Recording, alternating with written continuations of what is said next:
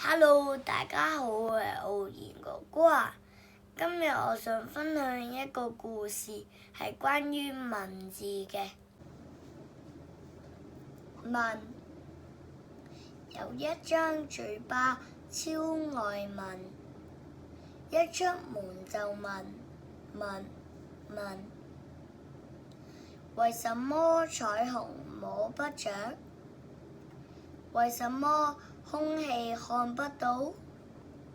為什麼時間不會停？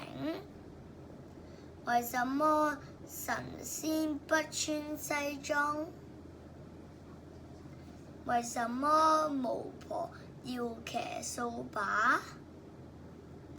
為什麼星星不分男生女生？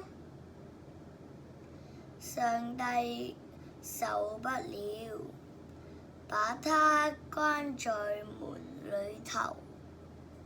拜託，別再問啦。講起文字，你想唔想問我一條問題啊？下次如果你見到我嘅話，就問我啦。下次見，拜拜。